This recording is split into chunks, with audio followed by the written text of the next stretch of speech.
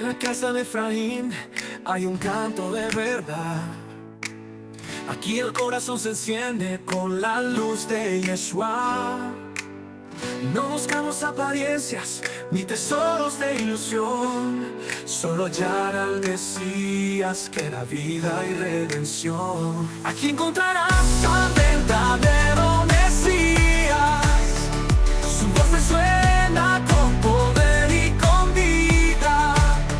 En la casa de Efraín brilla la luz.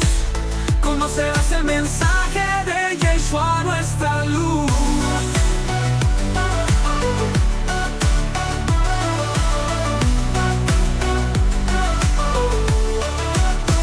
El que estaba perdido vuelve al Padre en amor. El rebaño se reúne bajo el mismo pastor. Su palabra nos despierta, su promesa es fiel. En la casa de Efraín se levanta Israel. Aquí encontrarás al verdadero Mesías. Su voz resuena con poder y con vida. En la casa de Efraín brilla la luz. Conocerás el mensaje de Yeshua, nuestra luz.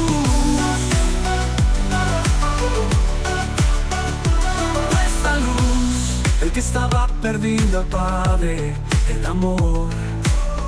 El rebaño se reúne bajo el mismo pastor. Imagina descubrir que el calendario que tienes colgado en la pared de la cocina, pues no es solo un trozo de papel impreso para ir tachando los días que faltan para el fin de semana. Ya, claro. O para las vacaciones. Exacto. Sino que de repente te das cuenta de que es un manual de instrucciones. O sea, un manual diseñado literalmente para hackear tu propia psicología. Fíjate que a menudo cuando pensamos en el paso del tiempo, tenemos esta tendencia enorme a verlo como algo meramente automático. Las manecillas del reloj avanzan, llega la primavera, hojas del calendario y ya está. Es como una mecánica implacable, ¿no? Y el ser humano es, pues, un simple pasajero en el asiento de atrás. Totalmente. Es que esa es la visión moderna por excelencia. Asumimos una progresión pasiva. El universo hace lo suyo, la Tierra orbita alrededor del Sol y bueno, la humanidad simplemente va de copiloto observando cómo cambian las cifras en la pantalla del móvil. Vale, vamos a desgranar esto, porque tenemos entre manos un material fascinante que desafía por completo esa visión pasiva. Hoy, en esta inmersión profunda, vamos a sumergirnos en una guía espiritual y mística que está diseñada milimétricamente para una ventana temporal súper concreta, del 16 al 19 de marzo. Justo estos días. Eso es. O sea, estamos hablando de 72 horas justas antes del equinoccio de primavera. Y a ver, todo el mundo conoce el equinoccio. Es ese instante de equilibrio cósmico donde el día y la noche duran exactamente lo mismo. Pero lo que plantea este conjunto de textos que tenemos hoy no es una simple curiosidad astronómica de, mira, el día y la noche son iguales. No. ¿Qué va? Lo fascinante aquí es que nos presenta un manual sumamente práctico para aprovechar ese balance fugaz de luz y oscuridad. Es decir, pone el foco en la importancia que tiene esta práctica en un momento en que el calendario hebreo se convierte, fíjate, en una oportunidad brutal de elevación espiritual. Es que cambia toda la perspectiva. Claro, porque desde esta visión mística, este evento astronómico marca un umbral trítico. No es simplemente que termine el invierno meteorológico y ya podamos guardar los abrigos. Ella no es un cambio de armario. Exacto, es una frontera psicológica. Una barrera entre el agotamiento de un ciclo vital y el nacimiento de uno completamente nuevo. La premisa central de las fuentes que estamos analizando es que el alma humana no debería cruzar ese umbral dormida. O sea, necesita cerrar de forma deliberada el ciclo que termina. Vaciarse para poder disponerse a recibir las energías del nuevo año del ciclo de la creación, como lo llaman. Eso es. Y todo esto se articula a través de un proceso interior muy estructurado que en la tradición hebrea se conoce como tikkun. Tikkun. Sí, tikkun. Un concepto muy profundo que, para que nos entiendan quienes nos escuchan, podríamos traducir como corrección espiritual o reparación. Y claro, a ver, para poder reparar algo, para hacer esa corrección, antes de arrancar el nuevo ciclo, la lógica más aplastante nos dice que primero hay que saber exactamente qué es lo que está roto. Lógico. No puedes arreglar un motor si no abres el capó. Totalmente. Es imposible trazar una ruta en un mapa si el GPS de tu móvil no sabe cuál es tu punto de partida actual. Así que, para quienes deciden seguir esta guía, el primer paso en esta ventana de tiempo, concretamente hoy, 16 de marzo, es un ejercicio ineludible de conciencia. La toma de conciencia. El primer escalón. Yo me lo imagino como hacer el inventario en un gran almacén antes de recibir toda la mercancía de la nueva temporada. O sea, es materialmente imposible organizar los productos nuevos si no tienes ni idea de qué hay acumulado en las estanterías del fondo. Tienes que ir a mirar. Tienes que encender la luz, ir al fondo del almacén tragando polvo y empezar a contar las cajas, una a una. Esa metáfora del almacén ilustra a la perfección la intención de esta primera fase. La fuente subraya muchísimo que este primer día está íntegramente dedicado a la revisión del año que termina. Exige una pausa deliberada. Parar el reloj. Parar el reloj, apartarse del ruido cotidiano, del estrés, y reflexionar sobre las experiencias vividas. El texto propone algo muy concreto: buscar un espacio de tranquilidad y hacerse preguntas sumamente incisivas. Nada de repasos por encima. Exacto, no sirve un repaso superficial. Se trata de interrogar a tu propia experiencia. Preguntas como: ¿qué se ha aprendido realmente durante este año? ¿En qué áreas ha habido un crecimiento interior tangible? ¿En qué momento se actuó verdaderamente con amor hacia los demás? Y luego, la que suele ser la pregunta más incómoda de todas. Ay, madre mía, a ver. ¿Dónde se reconoce honestamente que se podría haber actuado mejor? Vale, espera, quiero cuestionar esto un poco. Porque hacer ese inventario suena súper bien en la teoría. Es muy poético. Pero volviendo al almacén de mi metáfora. A ver. ¿Qué pasa cuando enciendes la luz y te das cuenta de que al fondo hay un montón de cajas rotas, o el equivalente emocional a latas de sopa caducadas desde hace 3 años? El texto recalca que este ejercicio no debe realizarse bajo ningún concepto con culpa ni juicio, sino solo con honestidad. Sin culpa. Pero es muy fácil decir, no sientas culpa. La mente humana, está prácticamente programada de fábrica para fustigarse. Si alguien que nos escucha está repasando un año en el que, realmente arruinó una relación súper importante o tomó pésimas decisiones en el trabajo, ¿cómo demonios se apaga ese interruptor de la culpa? ¿Cómo logramos que esto sea una verdadera práctica de elevación y no una simple lista de arrepentimientos tortuosos que te hunden más? Es una pregunta buenísima. Ese es, sin duda, el mayor obstáculo de todo el proceso, y la guía incide en ello precisamente porque la culpa, desde un punto de vista puramente psicológico y neurológico, es una emoción profundamente paralizante. Te deja congelado. Totalmente. Cuando la mente emite un juicio severo sobre sí misma, la amígdala cerebral se dispara, se activa a tope. Entonces el instinto natural e inmediato es ponerse a la defensiva, buscar justificaciones echando la culpa a los demás, o peor aún, apartar la mirada y reprimir el recuerdo para no sentir ese dolor. Ojos que no ven, corazón que no siente, ¿no? Exacto. Entonces, al exigir que se elimine la culpa de la ecuación por completo, lo que busca esta tradición es que la honestidad actúe como un diagnóstico médico completamente objetivo. O sea, ver el problema, pero sin machacarse. Imagínalo así. Si un traumatólogo examina una radiografía tuya y encuentra una fractura, el médico no se enfada con el hueso por haberse roto, ni piensa que el hueso es malo o defectuoso. Claro. No tiene sentido enfadarse con un fémur. Simplemente identifica la fisura anatómica, la evalúa objetivamente para poder aplicarle escayola y que se suelde. Pues en la mística hebrea, este diagnóstico neutral es el mismísimo núcleo del tikkun.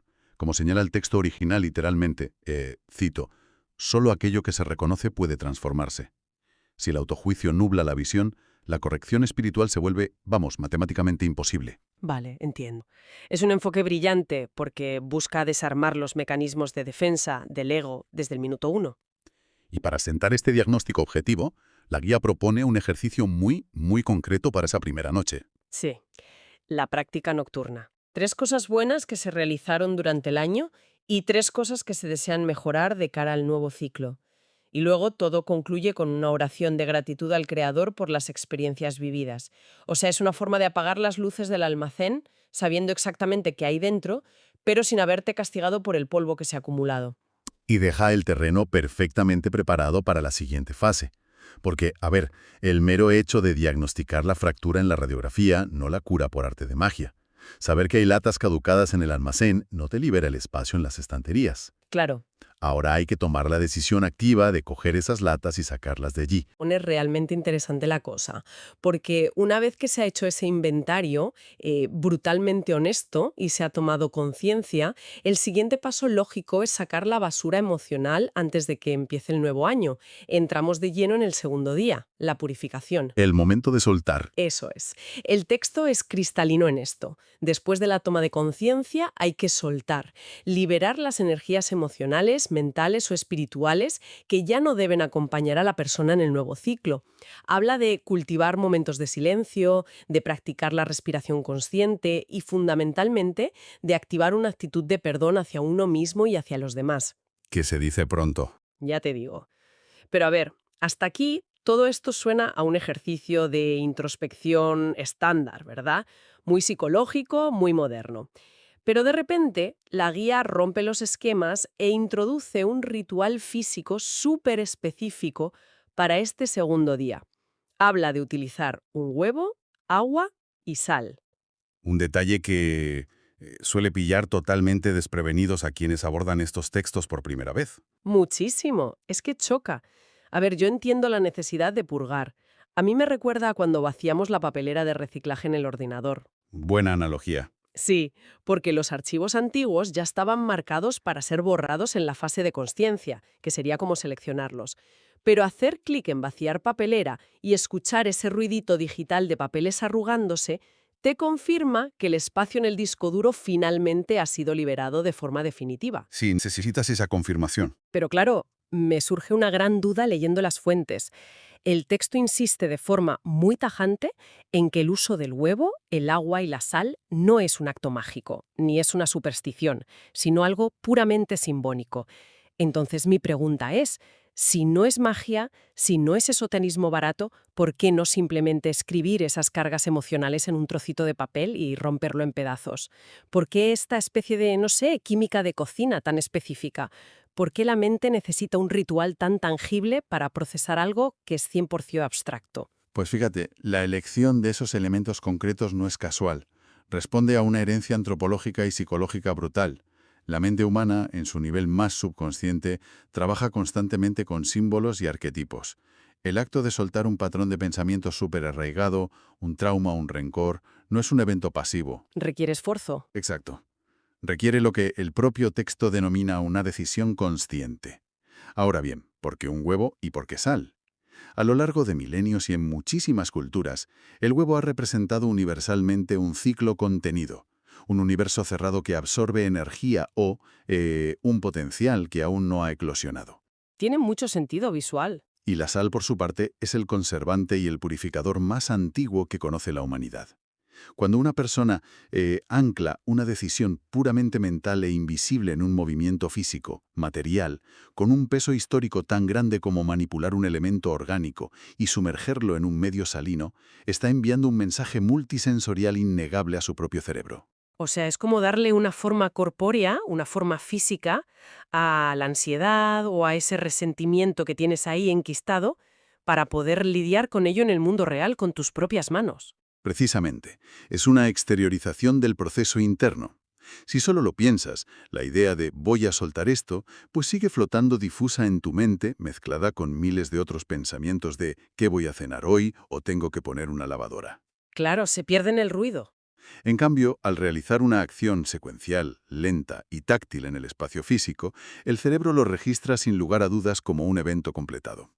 Es la forma en la que la psique confirma que la purificación interior ha ocurrido, permitiendo que esa emoción estancada se drene con muchísima más eficacia.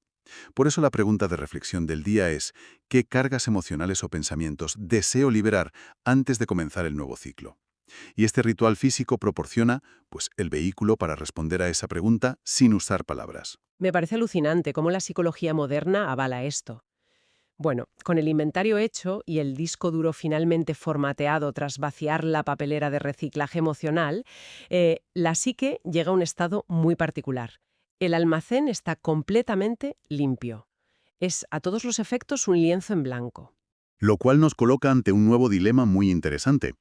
porque tener un espacio vacío es completamente inútil si no sabes qué demonios vas a construir en él. Claro, te quedas igual o peor. Y ahí es donde entra el tercer día. Es el momento de trazar el mapa hacia adelante, entrando en la fase de la renovación. Con el espacio despejado, toca formular las nuevas intenciones para el año que comienza y establecer lo que la guía llama una dirección espiritual consciente. Y aquí, leyendo esta parte de los textos, tengo que confesar que me llamó muchísimo la atención el marcado contraste con nuestra cultura actual. Es como la noche y el día. Totalmente.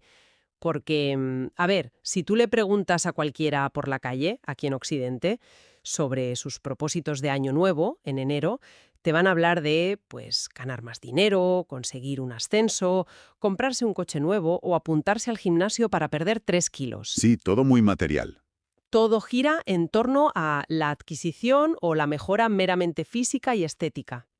Sin embargo, las preguntas centrales que plantea esta guía milenaria son completamente distintas. Son, ¿qué tipo de persona deseo ser? ¿Qué cualidades espirituales quiero desarrollar? Y la más rompedora de todas, ¿cómo puedo servir mejor a los demás? Es que supone un cambio radical en el centro de gravedad de las ambiciones personales. Este tercer día exige escribir o declarar en voz alta 3 propósitos espirituales, pero fuertemente anclados en virtudes clásicas. Estamos hablando de crecimiento interior, de desarrollar la paciencia, la compasión, la sabiduría, o comprometerse con actos de servicio directo al prójimo. Y si conectamos esto con una perspectiva más amplia, un poco a vista de pájaro, ¿cómo cambia realmente la trayectoria de los siguientes 12 meses de la vida de alguien cuando el motor de arranque se centra de forma tan decidida en cómo servir mejor en lugar de simplemente qué puedo obtener yo de esto? A mí me da la sensación de que, en el fondo, es una estrategia de resiliencia oculta. Y lo es, absolutamente. Desde la perspectiva de la psicología sistémica, cuando los propósitos de inicio de ciclo de una persona se enfocan exclusivamente en la acumulación material o en logros centrados en el propio ego, su marco de referencia vital es extremadamente frágil. Porque dependes de cosas externas. Exacto. Si la economía fluctúa, si hay un revés laboral o si te lesionas y no puedes ir al gimnasio, ese propósito se desmorona como un castillo de naipes y aparece una frustración muy profunda. Claro, te quedas sin asidero. Sin embargo, al establecer una dirección basada en el servicio y en el desarrollo del carácter personal, la persona se vuelve increíblemente resiliente frente a la adversidad. Puedes seguir siendo paciente o compasivo independientemente de tu cuenta bancaria. Además, la guía conecta estos propósitos individuales directamente con el equilibrio cósmico. Subraya que la verdadera renovación espiritual requiere integrar valores que trascienden el ego individual, alineándose así de lleno con la elevación espiritual que propone el calendario hebreo. ¡Uf! ¡Qué potente! Hasta aquí tenemos un trabajo intensísimo, o sea, un diagnóstico objetivo y sin culpa, una purificación externalizada a través de ese ritual físico tan simbólico y la instalación de un nuevo sistema operativo mental basado enteramente en el servicio. Pero claro, las fuentes nos indican que todo este esfuerzo psicológico tan minucioso no ocurre en el vacío absoluto. No es casualidad la fecha. Exacto, no es casualidad que se haga en estos 3 días previos. Todo este andamiaje temporal conduce exactamente a una alineación astronómica muy, muy concreta. Llegamos a la culminación cósmica, la noche de luna nueva justo previa al equinoccio de primavera. Esa es la clave de bóveda. Una noche que representa, dentro de esta tradición, el punto de clausura absoluto del ciclo cósmico previo. La instrucción específica en la guía para esa velada es realizar una meditación de cierre profunda. Un momento de quietud total donde el único objetivo es permitir que el alma integre de forma silenciosa todas las piezas de las experiencias procesadas durante el duro trabajo de los 3 días anteriores. Y justo aquí el texto introduce un concepto místico que, requiere que demos un poco de contexto a quienes nos escuchan. Menciona que este momento astronómico de la luna nueva corresponde simbólicamente con la energía de Yesod. Entonces, ¿qué significa todo esto de Yesod? Por lo que he podido investigar, dentro del árbol de la vida, de la Cábala y toda la mística hebrea, existen 10 sefirot, ¿no?, que son como distintos canales a través de los cuales la energía divina fluye y se estructura. Y Yesod es la 9ª. Exactamente. Y para visualizarlo, en lugar de imaginarlo como un simple escalón en un esquema aburrido, se me ocurre la metáfora de una de esas lupas gigantes que usan los niños en verano para concentrar la luz del sol en un papel. Qué buena imagen. Sí, Yesod actuaría como esa lupa gigante, recolecta todos los rayos de luz dispersos, que serían pues nuestro esfuerzo de introspección, la purificación del huevo y la sal, y las nuevas intenciones de servicio, y los concentra en un solo punto láser de altísima intensidad, justo a tiempo para prender fuego a las hojas secas del gran comienzo que viene el día siguiente. Es que la imagen de la lupa concentrando la luz capta a la perfección la mecánica mística subyacente de este proceso. Yesod se traduce literalmente del hebreo como fundación o cimiento, y en la compleja estructura de la Sefiot, su función principal es actuar como el gran receptáculo final. Reúne, sintetiza y canaliza todas las energías espirituales invisibles de los planos superiores, y las condensa un instante antes de que rompan la barrera y se manifiesten por fin en el mundo físico y tangible. O sea, hace de embudo. Hace de embudo gigante, sí. Durante esa noche de luna nueva, la persona que está meditando está de alguna manera sintonizando su propia mente con la mismísima función de Yesod. Está reuniendo toda su intención, ya purificada, en un estado de contención y potencial absoluto, justo antes de dar el gran salto. Me pone los pelos de punta. Y el salto, esa chispa que finalmente enciende las hojas bajo la lupa de la que hablábamos, ocurre con la llegada astronómica del equinoccio. Es el instante exacto en el que el Sol entra en el signo de Aries. El primer signo. Claro, A ver, hay un detalle teológico en las fuentes que me descoloca un poco. Y creo que es importante que lo aclaremos para tener la foto completa. Dime, a ver. A lo largo de todo el análisis, hemos hablado de conceptos que están profundamente anclados en la mística hebrea clásica. El Tikkun, la Sefirot, el calendario lunar, Yesod. Sin embargo, justo al describir este momento culminante de la entrada en Aries, el texto original afirma que el nuevo año comienza con, y cito textualmente, un corazón renovado en el Mesías y una conciencia más despierta. O sea, es un salto bastante brusco hacia una terminología de tintes claramente cristianos o mesiánicos. ¿De dónde sale esta mezcla conceptual tan particular? Pues mira, es una observación crucial para entender el contexto completo de las fuentes que manejamos. El material que estamos analizando hoy pertenece a corrientes que son fuertemente sincréticas. Concretamente, se enmarcan dentro del espectro del judaísmo mesiánico o de movimientos de raíces hebreas que integran la creencia en la figura de Yeshua, de Jesús, como el Mesías esperado, pero manteniendo al mismo tiempo la estricta observancia y todo el rico armazón místico del calendario hebreo tradicional. Ah, vale. Eso explica la dualidad. Por eso encontramos esta convivencia tan fluida de conceptos. La entrada del Sol en Aries, que astrológicamente es el primer signo del zodíaco y simboliza el impulso primordial incondicionado, o sea, la chispa original de la creación cósmica, pues ese concepto se amalgama a la perfección con la idea mesiánica de la redención y la renovación total del corazón humano. O sea, lo cual tiene todo el sentido dentro de su propio marco lógico y teológico. Se está alineando la chispa astronómica del cosmos con la máxima aspiración de renovación interior del practicante, ¿no? Y todo ello sellando ese arduo trabajo previo con la tradicional bendición hebrea de paz, el Shalom Alejem. Exactamente.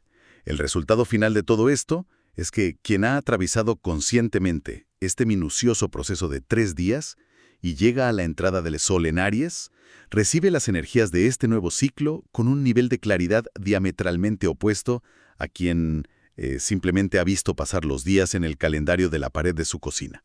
La verdadera elevación espiritual que propone el texto radica en que el practicante literalmente ha mutado. Ha cambiado de estado. A nada. Es un observador pasivo del tiempo cronológico para convertirse en un co-creador activo de su propia realidad. Y utiliza esa chispa primordial de Aries para poner en marcha sus nuevas intenciones de servicio. Termina, como dice el texto, en un estado de despertar absoluto. Fíjate que es una síntesis preciosa que nos devuelve a la premisa inicial de esta inmersión, a ese gran para qué de tomarse el tiempo de sumergirse en textos tan densos y milenarios.